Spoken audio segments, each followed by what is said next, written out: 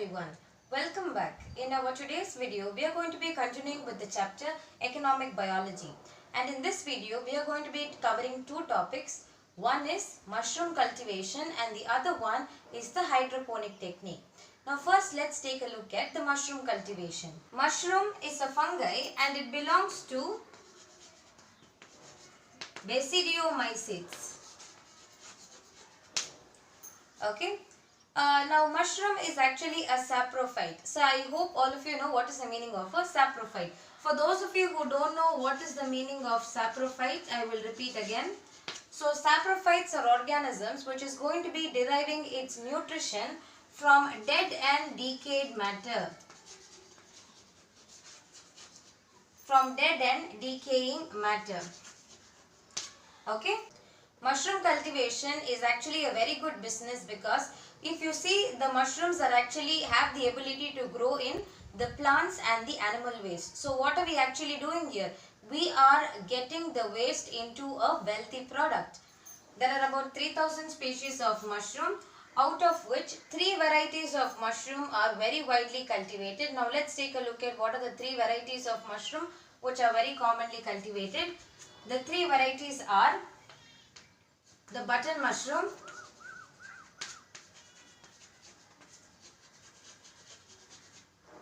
okay, so the scientific name or the binomial of button mushroom is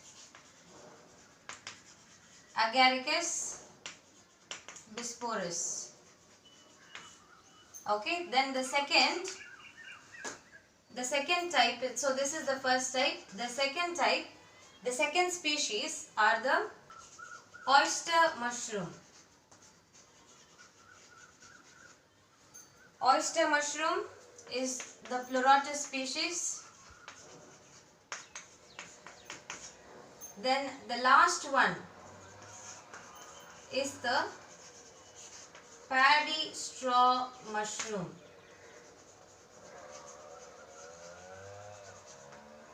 So this paddy straw mushroom is known as Wolveriella wolvaceae. Okay. So these are the 3 varieties of mushroom that are very widely cultivated. And there is one more very important reason for this mushroom cultivation to become a great business, because of the high protein which is present in the mushroom. The nutritive value of mushroom, if you take, it is very rich in protein. It consists of dietary fibers. It has vitamins as well as some amount of minerals. Now let's take a look at how these mushrooms are cultivated. So the first step which is there in the cultivation of mushroom is preparation of the compost. Already in our previous video, when we discussed about the economic biology part 1, there I have already told you about what is a compost. So compost is produced by the decomposition of the organic matter by the microorganisms. Compost are going to be prepared by mixing paddy straw. So compost is going to be prepared by mixing paddy straw with organic and inorganic compounds. Okay. Organic compounds like cow dung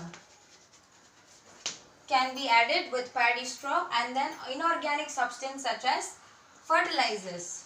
Inorganic fertilizers can be used to mix with the compost. So actually the temperature which is maintained in the compost is 50 degrees Celsius and it is kept for a week. Alright, so once the mixture is ready, then the compost is kept at a temperature of 50 degrees Celsius for 1 week. So this is the first step, preparation of the compost. So during this time, what is going to be happening? All this will get decomposed into a good compost. Okay. Now let's go on to the second step. So the second step is the spawning. What is this spawn? Spawn, okay, I will write it fully. The second step is called as spawning. So in this step, what is going to be happening is the spawns are going to be sown into the compost. Okay, so what are they going to do? The spawn is going to be sown into the compost.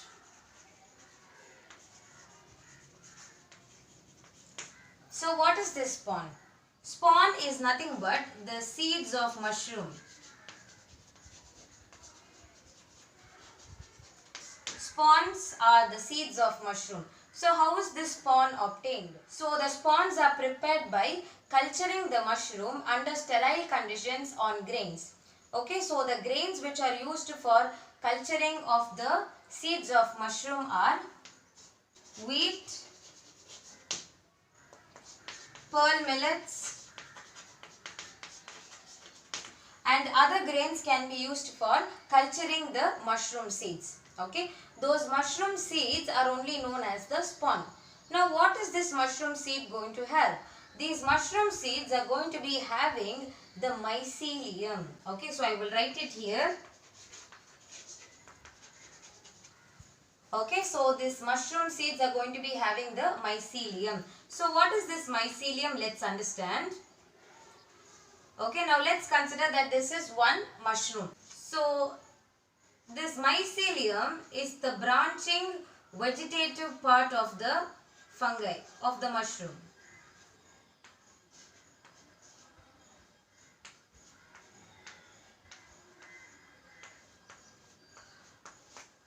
Okay, it's similar, so it's like, so when you see this, it is more like the roots of a plant. Okay, so actually, but this is not the roots of the plants. These are the fungal mycelium.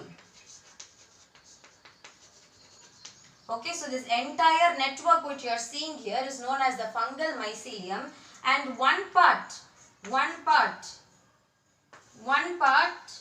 of this mycelium is known as the hypha or the hyphae. So this hypha is only joining together to form the mycelium, and this mycelium is only known as the spawn, which is the seeds of the mushroom. Okay. So I hope you understood what are the seeds of the mushroom. So the seeds of the mushroom are nothing but the fungal mycelium. So how is this fungal mycelium prepared? It is prepared by culturing the mushrooms on in a sterile condition in wheats, pearl millets and other grains. So this is about the first two steps. Now let's go on to the next step. The third step is called as casing. So in the third step, what is going to be done is, now the mushroom seeds are sown in the compost which was prepared. So in this casing step, what they are going to be doing is, a mound of soil, a very thin layer of soil is going to be added on top of the mushroom. Okay, so now just imagine that this is the compost. Okay, so in this compost, the mycelium or the mushroom seeds are sown. Okay, now over this layer, a very thin layer of soil is going to be added, and that process is only known as casing. Okay, so in casing, a thin layer of soil is going to be added on top of the mushroom seeds which was sown in the compost. Alright, so what is this soil going to do? The soil which they are adding on top of the mushroom is going to be providing humidity. It provides humidity to the developing mushroom. It regulates the temperature, and then it also adds support to the developing mushroom. Okay, so this is only known as casing. Then the fourth step is pinning. Very interesting. The fourth step is known as pinning.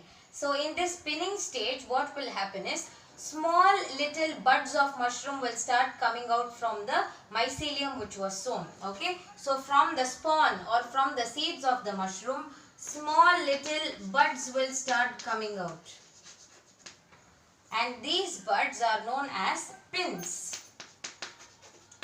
Okay, and the process by which these pins are coming out is only known as pinning. Then the next stage of mushroom cultivation is harvesting. Okay. So in harvesting, the grown mushrooms can be harvested. Okay. So the process by which the grown mushrooms can be taken is only known as harvesting. So in the first week itself, after sowing, in the first week itself, the mushroom can grow up to 3 centimeter in 1 week. Okay, it grows up to 3 centimeters. So usually they harvest the mushroom in the third week after sowing, and the temperature which is ideal for the good growth of mushroom is 15 degrees Celsius to 23 degrees Celsius. So preservation is the last step of mushroom cultivation. Okay, so why are the mushrooms supposed to be preserved? Actually, when the mushrooms are harvested, there are a lot of possibilities for the mushroom to lose its color. Okay, discoloration is possible, and then the mushroom can lose its flavor. Then it can also lose its water content, thereby making it less in weight. Okay, so in order to overcome all this problem, the mushrooms which are harvested are supposed to be preserved. So now let's see what are the methods of preservation of the mushroom. So the first one is the mushroom can be freezed by freezing. So already in our previous chapter we have discussed in detail about how the foods are processed. So I am not going to be discussing about each of this in detail. Alright. So freezing. Okay. So if it is freeze, the mushrooms are going to be freezed. Then the second way by which mushroom can be preserved are, it can be canned. So the mushroom can be put in cans and it can be processed by canning. Okay. Then the third method is, it can be exposed to ionizing radiations like gamma radiation.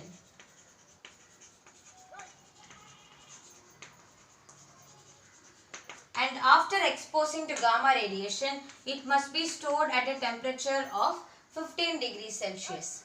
Okay. So these are the steps which are involved in the cultivation of mushroom. So I hope you understood this. Now let's go on to the next topic, which is hydroponics. So now let's discuss about hydroponics.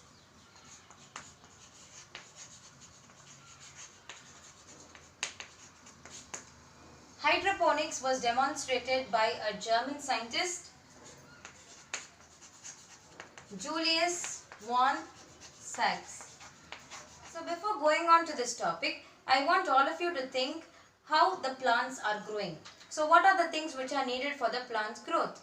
The compounds or the components which are needed for the plant growth are food is very important. Okay, so which part of the plant is preparing the food? It is the leaf. Okay, then what are the other things which are important? Water is important, minerals are important. So how are the plants going to be getting water and minerals? So the plants get water and minerals from the soil. Okay, now so soil does not have any work to do with the growth of the plant. Okay, so the soil is having water and the nutrients. So because of that, what is happening? The plants are depending on the soil to take the water as well as the nutrients. So in the process of hydroponics, the plants are grown without the need of soil, because the only work of soil is to provide the nutrients as well as the water. So if we are artificially providing the nutrients and the water, then there is no use of the soil there. So hydroponic is a technique of growing plants without the use of soil.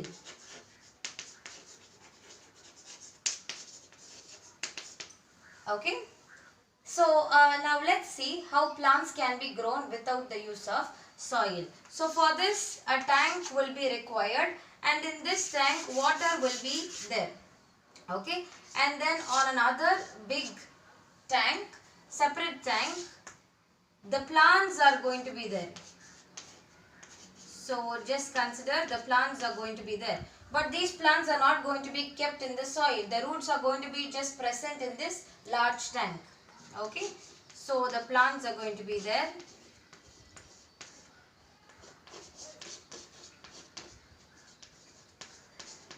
Okay. So this water which is present in this tank is going to be filled with water and nutrients.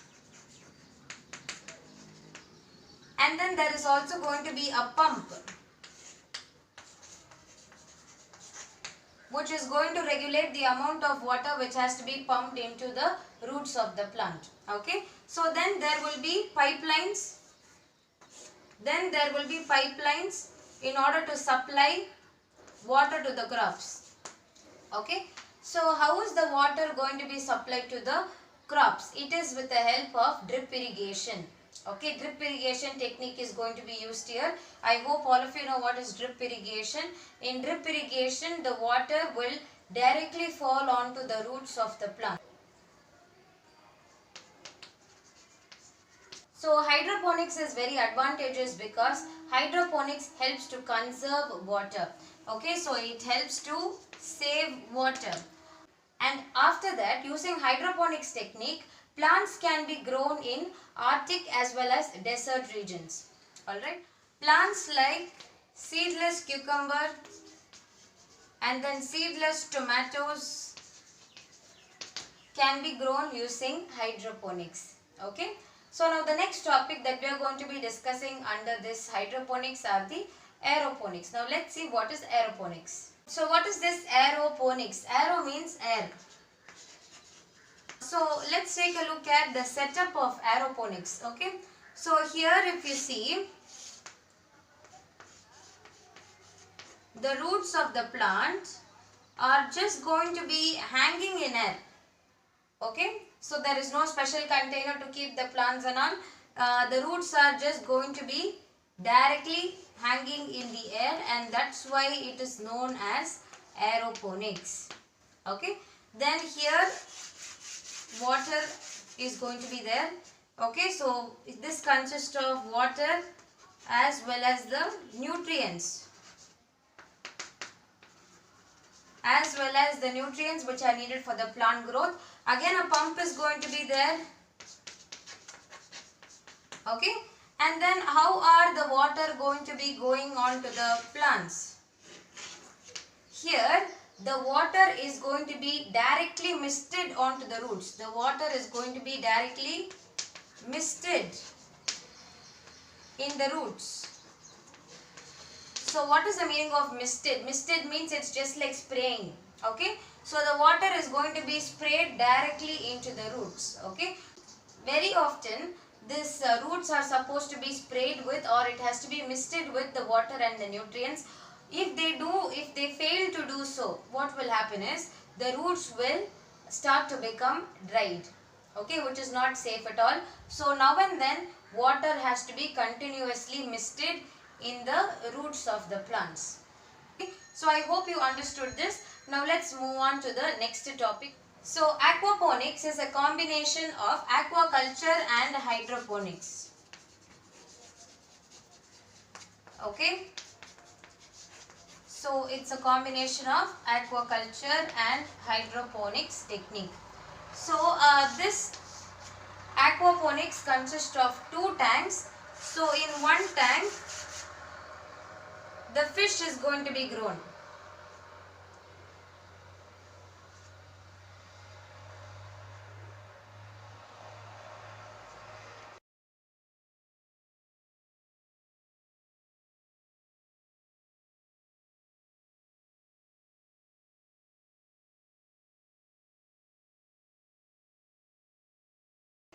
So there are two tanks, one tank in which the fish is growing and the other tank in which the plants are growing. Okay, actually the excretory product of fishes are going to be utilized by the plant for its growth. Okay, so the excretory product of fish is ammonia. Fishes are ammonotelic, which means they have the ability to excrete ammonia. Okay, so this ammonia, which is excretory product of the fishes, are utilized by the plants for their growth. Okay, so what happens is when the fishes excrete, along with the water it is going to get mixed, and this water, which consists of the fish excreta, is going to go into this place where the plants are situated. Okay, and then the nitrifying bacteria which is present in the plants. What bacteria? Nitrifying bacteria.